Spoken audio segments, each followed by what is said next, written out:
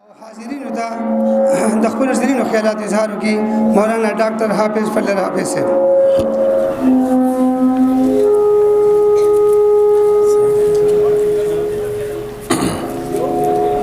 الحمد لله وحده والصلاة والسلام على من لا نبي بعده لا نبي بعده ولا رسول بعده وهو خاتم النبيين.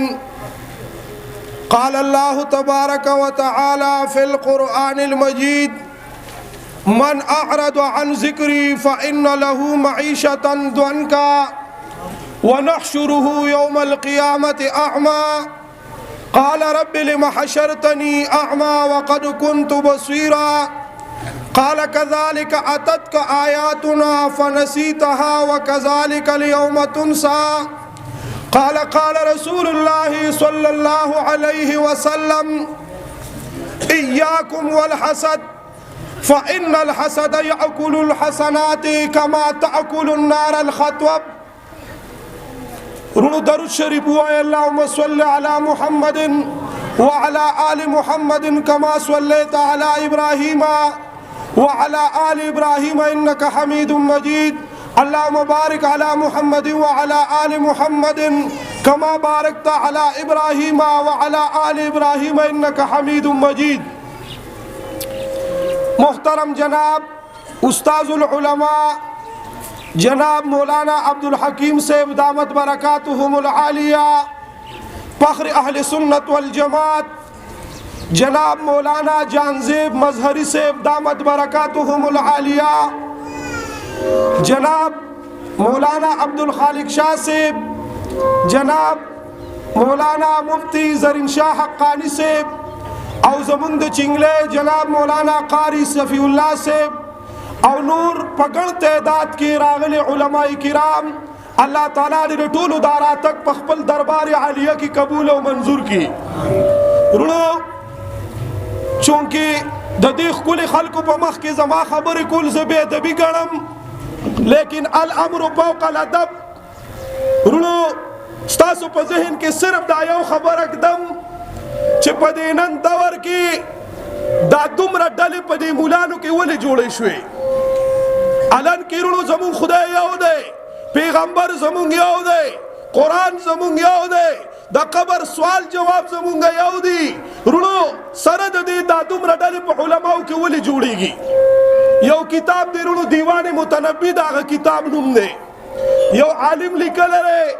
ابو طیب ورطوئی. اگر رونو پا دی کتاب کی یو جملہ راغستے دا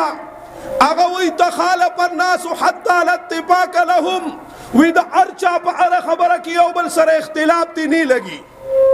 رونو دا حقیقت تے دا زمیدار سر نہ لگی، دا دکاندار سر نہ لگی، دا ڈاکٹر سر نہ لگی او دا مولانو مس کی خوبا خبر نہ کہے. وی دا ارچا پا ار خبر کی یو بل سر اختلاف تے اغوی الا علا شجبن والخلف بالشجبی. وی دا مرگ یو داسی سیز دیرونو چی پدے کی نٹولی دنیا اتفاق تے. شجب دا کتاب دا دیوبند کورس شامل کتاب دے او دا پا دے وجبانی چی دے کے ناشنا لغات راغستی دی. رونو دا شجب مرگ تا ہوئی. وس رونو لنڈا گوندہ خبر در تکوم بیانون با علماء کرام کئی. حیات الحیوان یو کتاب دی رونو یو عالم لکل رے دا غنم دے علامہ کمال الدین الدمیری رحمت اللہ علیہ. اگا پدے کی یو عجیبہ گوندہ خبر لکل را اگا وی دا شیطان یو ظل پلار بانی روان دے ددنم عزازل لر پرشتو پا مقام بانے خطاب و تا معلم الملکوت میں لوو خپل نمی ابو تلیس بن بلیس تے. وی دو دی پلار بانی روان دے اورونو پخر بانی بارون آغستی دی. بارون خو پی جنے کلا ابو خانو بانی پدغ بانی چی کمرانی رو ویدا سی پا کچرو بانی بارون آغستی دی. عیسیٰ علیہ السلام ورلمخی لورزی ورطوی اے ابلیسا اے ابو تلیس بن بلیسا داستا چکم پا اخالو بانے پا کچرو بانے کم بارون آغستی دی پا دی کی سس دی. حیات الحیوان کے علامہ کمال الدین الدمیری رحمت اللہ علیہ وی تنگ شوی خونه کنا آیا مولانا سی بوګت تقریر کو خو کې ګوته ورکړې وا سترګې پټې کړې وې چې سترګې وغړولې ټول خلک تختیدل او صرف یو تن پاتې شوی هغه ته وی خدای دې بي خوبه چې دا نور تل خو ته بم تلې وې کنه هغه ته استاد زره ټول مخ کې تلم خو زما په صادر د خپای خوا ورونو تنګي کې بل دا دین مې خپل لې عیسی علیہ السلام ورته وی اے ابلیسا اے ابو تلیس بن بلیسا پدې بارونو کې سری وته وی اے د خدای پیغمبره اے عیسی علیہ السلام پدې یو بار کې دروغ دی او ته وی عیسی علیہ السلام ورته وی اے ابلیسا دا پچا باندې خرسه ورونو هغه ورته وی اے عیسی علیہ السلام دا ځل اخر زمانه په باپاری باندې خرصوما چې خپل سیز به په حلالو پیسو غستی او دی په کې دروغ وایو کنه نه وایو نه دي دا خو بل څوک وي تاسو به جواب راکوي بل څوک دروغ وایي کنه وایي کنه بل څوک دروغ وایي موږ نه وایو او دا دروغ ډیر غټ ګناه دی امام الانبیاء وی دا ټولو ګناہونو جرړه ده وته وی په یو بار کې دروغ دی دا د اخر زمانه په باپاری باندې خرصوما په ایمان وای زموږ دا زمیدار چې ساروی راولي او ته دې تاسو کې کاکا ساروی په سو غستې ری د ریشاټه کې وی او په 1 لک روپے می واغس چې تاسو کې په سالوي غزره غستی دروغ بده وی الله دې ورو مونږ او تاسو د دروغ نه بچ کی عیسی علیہ السلام ورته وی اے ابلیسا په دې دوه بار کې سری ورو ابلیس ورته وی ولا خدای پیغمبره په دې بل بار کې ما سره خیانت ته او غیبت ته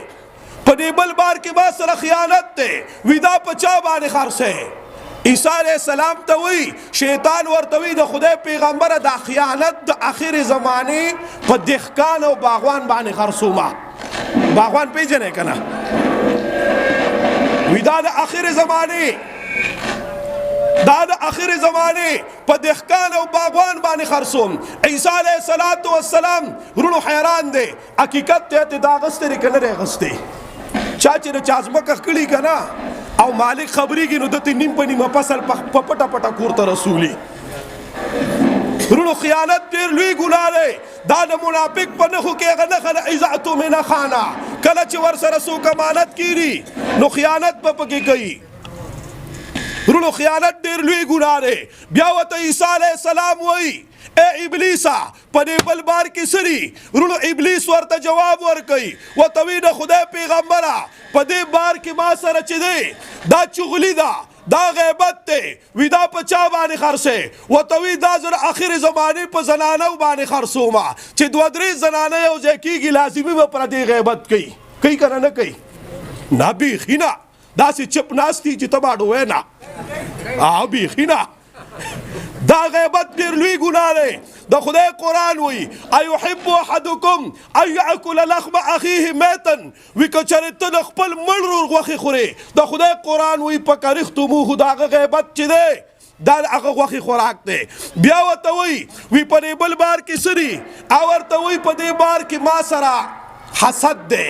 څه شی دی आवाज راغی چې څه شی دی حسد دی وتوی دا حسد پچا باندې خرڅه وتوی اے عیسی علیہ السلام دا زر اخر زمانه په مولا باندې خرڅوما پچا باندې هغه ته مونږ غستره ښه دا دوره ډلې چې جوړیږي ردی وجه درته خیم چې دا ولې خدای زمونږ یو پیغمبر زمونږ یو قرآن زمونږ یو او دا دومره ډلې جوړیږي دا د دې وجې نه ورونو چې پړه کې حسد دی او حسد ډېر لوی ګناه دی ډاګی باباجي صاحب دی الله په قبر کروڑونه رحمتونه ووري آبوي طالبانو دا حسد چې کله ابجدو ته واړې د دې نه 72 جوړیږي او د ابجدو حساب به هغه ذکر کو الف 1 2 جیم 3 دال 4 خی 5 وہ چیزیں سطحی 8 9 10 کا 20 لام 30 میم 40 وګت رسول نټه مختصر دی نو حسد حی 8 دی سین 60 دی او دال 4 دی دا چې کله ابجدو ته واړو د دې نه 72 جوړیږي او دا دو او یا ډلې رونو چې جوړیږي دا د دې حسد په بنیاد باندې جوړیږي نو الله دې موږ تاسو د حسد نو ساتي بس بخیر صحیح دی جزاک الله نو حسد رونو ځان پوه کې په دې خبره باندې چې حسد ډېر لوی ګناه دی وس دا مولات لا حسد غستره د دې وجه رسول الله مبارک ویلو ستفترق امتي على 73 فرقه زما امت په پدریو یادلو کې تقسیمیږي په څومره ډالو کې كلهم بالنار طول بدوزخ تزي امام الانبياء الا واحده مگر یو پکې بچي صحابه تپوس کوي وما هي یا رسول الله ولا خدای پیغمبر هغه حق دلبه کوي اوس د امام الانبیاء پتوی ته وښه او ته دانوي چې دا په میډین ثوابي کې او کلی کې به جوړیږي د نری ویلې چې په نجد کې یو علاقه ده التب عبد الوهاب نجدی پیدا کیږي لیکن رسول الله مبارک جواب ورکړي ما انا علیه واصحابي خورونو زلنده خبره کوم زه خپل خبره ختموم علما به بیانونه کوي خورونو تاسو ته وام چې نه پوهیږي کنه زوړ امام او زړې تراوی راټینګي کوي زوړ امام ما به مخکې وی چې دا نوې تراوی پکې کم ځای دي دا خو زړې بیا چې زموږ شوه کې شروع شوې نو ماته پته ولګېده هلته پکې اته رکعته شروع شوې وی خیر دی چې په کلاره کوه خو اته کوه مې سبا له دا ونه وي چې خیر دی د ماسپښین د لمونځ 10 رکعته دی ماخوتنې ده دا د رکعات لري د ماسپښین د 10 رکعات لري خیر دې په کلاره کوه خو دوه کوه اسنه چې سوال په دې دوه کې بیا به ته وی چې دیر سپاره قران مو وایا خیر دې په کلاره وایا خو یو رکو وایا نورو په دې خبرو ګوره د چا دوکه نشي قسم دې سپینګیرو چې مونږ ته کوم لار خولې ده هغه ټیک خبره وي هغه کلکې خبرې دي او ورونو هغه راټینګې کا کني والله العظیم د فتنو دور دی رسول الله مبارک فرمایلی چې سار انسان د قبر نه راپاسي دی سار چې یو انسان د خپل کور نه راوځي د خپل بسترې نه راپاسي دا سړی به مسلمانی خو چې واپس خپل بسترې لذي کافر وي نورو داسې د شر په سات دور دی ایمان ټینګول پکې ډېر ګران دي د دې زړو علماو د دیوبند لار راټینګه کې او ورونو د دیوبند دوره ښکلې عقیده را الحمدلله نه افراد کوي او نه تفرید کوي معتدل بین الناس ورونو ښکلې عقیده ده الله دې مونږ او تاسو له د عمل کولو توفیق راکړي الله دې زمونږ او تاسو راضي شي او ورونو د حسد نه ځان بچ کې حسد ګور ډېر لوی ګناه دی حسد دا تاسو ته په حسد دا دوره خبر وکړه چې دا حسد ګور ډېر ناکاره شی دی رسول الله مبارک ویلو ایاکم والحسد وخلق ځان د حسد نه بچ کې فان الحسد یاکل الحسنات كما تاكل النار الحطب حسد ګور داسې نه کې سوځي لکه وڅ خشاک ته چتیلې ورته کې نورو حسد چا سره مساته چا چې حسد ساتل الحمدلله رب العالمین